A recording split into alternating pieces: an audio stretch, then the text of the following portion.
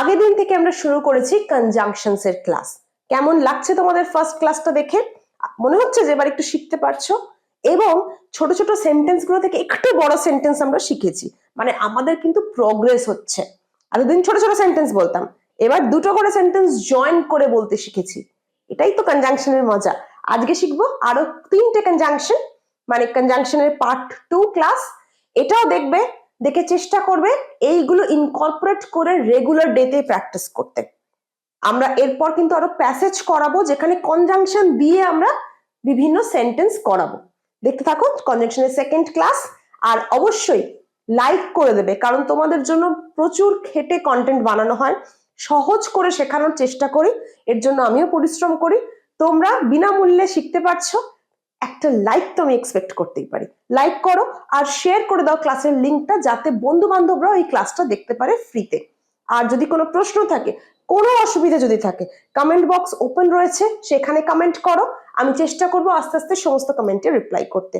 যে অ্যাসাইনমেন্ট গুলো দিচ্ছি, ক্লাসে যেগুলো এক্সারসাইজ করতে দিচ্ছি, সেগুলো কিন্তু দেখার একমাত্র রাস্তা কমেন্ট বক্স। তাই তোমরা নির্দ্বিধায় উইদাউট এনি হেজিটেশন কমেন্ট করতে পারো। শুরু করি আজকের ক্লাস। আচ্ছা, আজকে শুরু করার আগে একবার আগের দিন কি শিখেছি একবার দেখে নিই। আগের দিন শিখেছি অ্যান্ড, অর, বাট, আদারওয়াইজ, তাই তো? আজকে শিখবো দেয়ারফর। দেয়ারফর এর বাংলা সুতরাং। দেয়ারফর, দেয়ারফর এর বাংলা সুতরাং।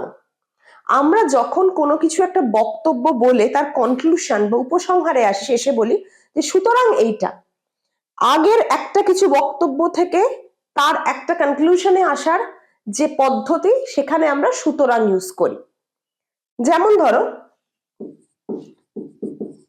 আমি আপনাকে আমার সমস্যা জানিয়েছি। তুমি ধরো কাউকে তোমার সমস্যা জানিয়েছো এবং একটা সলিউশন এক্সপেক্ট করছো। জানিয়েছি, সুতরাং আমি একটা সমাধান চাই। সেন্টেন্সটা বড় বড় তো হবেই, কারণ আমরা দুটো সেন্টেন্সকে জয়েন করছি। আমি আপনাকে আমার সমস্যা জানিয়েছি, সুতরাং আমি একটা সমাধান চাই। মানে তো আগে ধরো চিঠিতে আগে অনেক সমস্যা জানিয়েছে, এবার লাস্টে এসে বলছে আমি তো আপনাকে জানিয়েছি, এবার আমি একটা সমাধান চাই। ইংলিশে কিভাবে লিখবো? therefore ইউজ করে আই হ্যাভ, প্রথম সেন্টেন্স কি? আমি আপনাকে আমার সমস্যা জানিয়েছি। রিসেন্ট জানানোর কাজটা শেষ হয়েছে। আমি লেখার আগে চটপট তোমরা বলো এইটাতে আমরা কোন টেন্স ইউজ করব। আমি আপনাকে আমার সমস্যা জানিয়েছি, বর্তমান কাল বলছে এবং রিসেন্টলি জানিয়েছি। তাহলে আমরা এখানে কোন টেন্স ইউজ করব? তোমরা চটপট কমেন্ট সেকশনে লেখো। আমি 2 মিনিট দাঁড়াচ্ছি, 2 সেকেন্ড দাঁড়াচ্ছি, লিখে ফেলো। দুটো জিনিস খেয়াল রাখবে, বর্তমানে জানিয়েছি আর রিসেন্ট কাজটা শেষ হয়েছে, রিসেন্ট জানিয়েছি। এই দুটো জিনিস মাথায় থাকলেই আশা করছি তোমরা টেন্সটা চটপট বুঝতে পারবে, কারণ আমরা প্রচুর এটা প্র্যাকটিস করেছি। হোপফুলি কমেন্ট বক্সে কমেন্ট ভরে এসেছে, যারা দেখছো কোন টেন্স ইউজ হয়েছে। এবার আমি লিখছি, I have told you my problems. এটা এই অবধি লিখলাম। হ্যাভ টোল্ড এখানে কি ইউজ করেছি? Present perfect. যাদের মিলে গেছে কনগ্রাচুলেশনস, তারা সঠিক পথে এগোচ্ছ। যারা এখনো ভুল করছো, তারা কিন্তু প্রেজেন্ট পারফেক্টের যে ক্লাস, সেটা একবার দেখে নাও। কেন এটা প্রেজেন্ট পারফেক্ট টেন্স হলো তোমরা ক্লিয়ারলি বুঝতে পেরে যাবে, প্লেলিস্টে আছে, চটপট দেখে নাও। I have told you my problems. Therefore, I want a solution. Therefore, I want a solution. সুতরাং আমি একটা সমাধান চাই। সুতরাং আমি একটা সমাধান চাই। Therefore, I want a solution. দুটো সেন্টেন্স কি কি আছে? I have told you my problems, এটা একটা sentence. I want a solution, এটা একটা সেন্টেন্স। যখনই আমি দুটো সেন্টেন্সকে জয়েন করব, তখনই তো আমি কনজাংশন লাগাই। সেই জন্য দেখবে এতদিন আমরা ছোট ছোট সেন্টেন্স প্র্যাকটিস করেছি, কারণ আমরা সিঙ্গেল সিঙ্গেল একটা একটা সেন্টেন্স করছি। এখানে এক সেন্টেন্সের সেন্টেন্সগুলো বেশ বড় বড়, বড় তো হবেই, কারণ আমরা দুটোকে একসাথে জয়েন করে দিয়েছি, লেন্থ বেড়ে গেছে। কারণ আমরা প্রোগ্রেস করছি, আমরা অলরেডি 100 দিনের মধ্যে 70 দিন প্রায় ক্রস করে গেছি। তাহলে এবার তো আমাদের একটু ডেভেলপ করতে হবে, একটু লেভেলটা বাড়াতে হবে। তাই জন্য আমরা কিন্তু এই পজিশনে এসে কনজাংশন শিখছি, যেখানে আমরা একটু বড় সেন্টেন্স ইউজ করতে পারি। ক্লিয়ার? আরেকটা এক্সাম্পল দেখি চলো। সেকেন্ড এক্সাম্পল ধরো তুমি একটা জিনিস কিনেছো, সেই প্রোডাক্টটা ড্যামেজ এসছে, এবার তুমি তোমার টাকা ফেরত চাও, কি বলবে?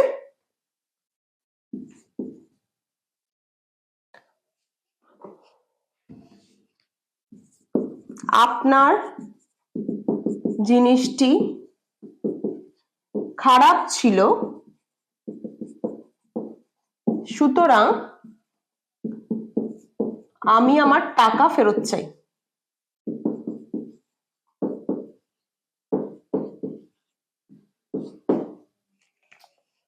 আপনার জিনিসটি খারাপ ছিল, সুতরাং আমি আমার টাকা ফেরত চাই। হয়তো আমরা অনলাইনে অফলাইনে জিনিস কিনে হয়তো খারাপ বেরোলো, তখন তুমি দোকানে গিয়ে বলছো যে আমি আমার টাকা ফেরত চাই। How would you say that in English? Your product ছিল, ছিল মানে past tense, right? Your product was damaged. Therefore, I want my money back.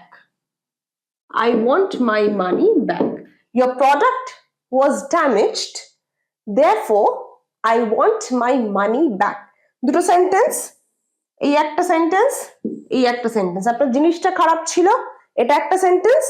আমি আমার টাকা ফেরত চাই, এটা আরেকটা সেন্টেন্স। দ্বিতীয় সেন্টেন্সটা প্রথমের কনক্লুশন। কারণ সুতরাং মানে কি, আগের ঘটনার সাপেক্ষে তুমি এটা বলছো, প্রোডাক্টটা খারাপ ছিল তাই না তুমি টাকাটা ফেরত চাও। এখানে সমস্যা বলেছি তাই তো সলিউশন চাইছি। তাহলে প্রথমের সাপেক্ষে দ্বিতীয় সেন্টেন্সটা, সেখানে আমরা সুতরাং ইউজ করি, সেখানে আমরা সুতরাং এর ইংলিশ হিসেবে therefore ইউজ করি। এইটা বোঝা গেছে আশা করি। therefore এই ব্যাপারটা বুঝতে পারলে লেখো এক্ষুনি এই স্ট্যাম্প পজিশনে, টাইম স্ট্যাম্পে লেখো কনসেপ্ট ক্লিয়ার। তাহলে আমি বুঝবো therefore ব্যাপারটা তোমাদের কাছে পরিষ্কার হয়ে গেছে। ক্লিয়ার তো? আমরা পরেরটায় যাচ্ছি এবার। therefore এর পরে আমাদের আরেকটা যে কনজাংশন রয়েছে সেটা হচ্ছে কারণ, ইংলিশে বিকজ। এটা আমরা প্রচুর ইউজ করি, বিকজ আমরা প্রচুর ইউজ করি কোনো কারণ বোঝাতে। কোনো কারণে কিছু হয়নি, কিছু হয়েছে, কারণ বোঝাতে আমরা বিকজ ইউজ করি। দেখে নি, আমি কাল কলেজ যেতে পারিনি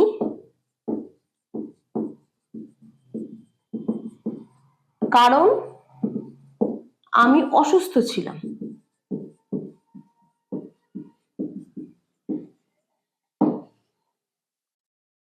আমি কাল কলেজ যেতে পারিনি কারণ আমি অসুস্থ ছিলাম।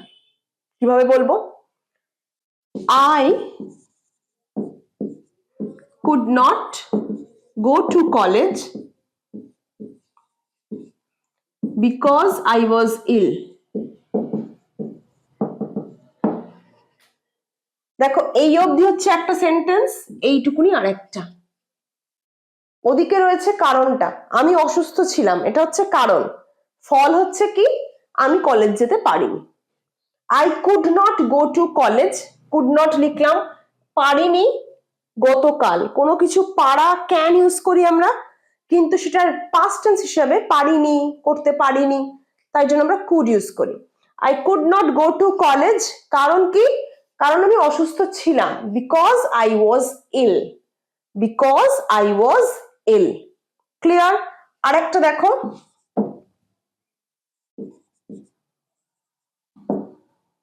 আমার অফিস পৌঁছাতে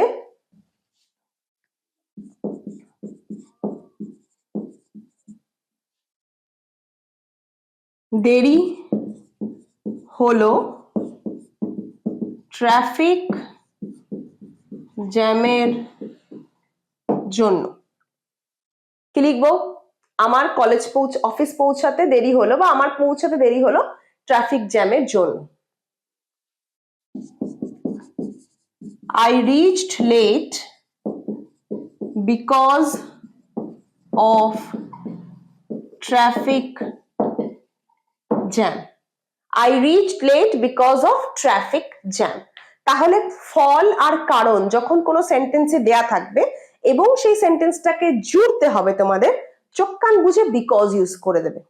এমন কোনো সেন্টেন্স যদি এমন দুটো সেন্টেন্স থাকে যেখানে একটা কারণ আর ফল বলা রয়েছে, সেইখানে জুড়তে বিকজ এর ইউজ করবে।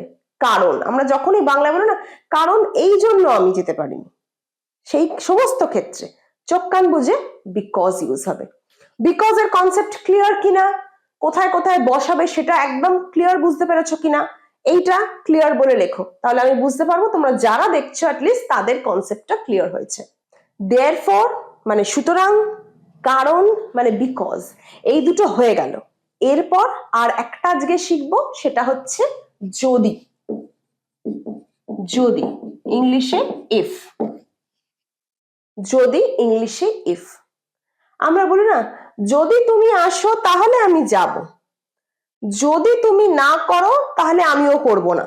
এই যে যদি, কন্ডিশনাল সেন্টেন্স, শর্ত দিই আমরা শর্ত দিই যেখানে, সেখানে তো আমরা যদি ইউজ করি, সেই যদির ইংলিশ হচ্ছে ইফ। সেন্টেন্স দেখি একটা, যদি তুমি আসার প্রমিস করো, যদি তুমি আসার প্রমিস করো তবে আমি যাব। ইংলিশে কি লিখবো? If you promise to come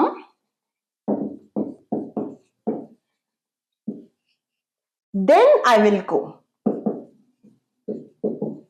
If you promise to come, then I will go. If you promise to come, then I will go. এই যে যদি, if, যদি তুমি আসার কথা দাও, প্রমিস করো মানে এখানে কথা দাও, যদি তুমি আসার কথা দাও তাহলে আমি যাব। If you promise to come, then I'll go. বুঝতে পারা গেছে? আর একটা এক্সাম্পল দিলে ক্লিয়ার হবে। যদি তুমি হোমওয়ার্ক শেষ করো তাহলে আমি তোমায় চকলেট দেবো। যদি তুমি হোমওয়ার্ক শেষ করো তাহলে আমি তোমায় চকলেট দেব। একটা শর্ত রয়েছে, চকলেট তখনই দেব যদি তুমি হোমওয়ার্কটা শেষ করো। এই ক্ষেত্রে আমরা ইফ বসাবো, কি হবে? If you complete your homework, then I will give you a chocolate. If you complete your homework, then I'll give you a chocolate. So there is a condition involved. একটা শর্ত রয়েছে, একটা শর্ত আরোপ করা হয়েছে। কি শর্ত? যদি এটা করো তবে আমি এটা করব, যদি এটা হয় তাহলে এটা হবে। এই যদি যখনই থাকবে সেন্টেন্সে, তোমরা তখনই দুটো সেন্টেন্সকে কিভাবে জুড়বে? ইফ এর ইউজ করে। আশা করি আজকের ক্লাসটাও তোমরা ক্লিয়ারলি বুঝতে পেরেছো কোথায় তোমরা দেয়ারফর ইউজ করবে, কোথায় বিকজ ইউজ করবে, কোথায় ইফ ইউজ করবে। তোমাদের জন্য এত ভেবে চিনতে ছোট ছোট করে উদাহরণ দিয়ে বুঝিয়ে কনসেপ্ট ক্লিয়ার করার চেষ্টা করছি তোমাদের কনজাংশনের, যাতে তোমরা একটু ডেভেলপ করো। আমার একটু তো কিছু পাওনা হতেই পারে। আমার পাওনা কি? তোমাদের একটা লাইক করো, শেয়ার করো ক্লাসটা বন্ধুদের সাথে, ফ্যামিলি মেম্বারসদের সাথে, চেনা পরিজন যাদের সাথে আছে যারা ইংরেজি বিনামূল্যে শিখতে চায়, তাদের সাথে শেয়ার করো। নিজেরা দেখো, কোনো অসুবিধা হলে আমি আছি, কমেন্ট বক্স ওপেন রয়েছে, কমেন্ট করো। তোমরা যারা রেগুলার কমেন্ট করো জানো যে আমি সময় নিয়ে তোমাদের প্রত্যেককে রিপ্লাই করি। এবারেও যারা কমেন্ট করবে রিপ্লাই পাবে। So like, share and comment as much as you can. I'll see you in the next video.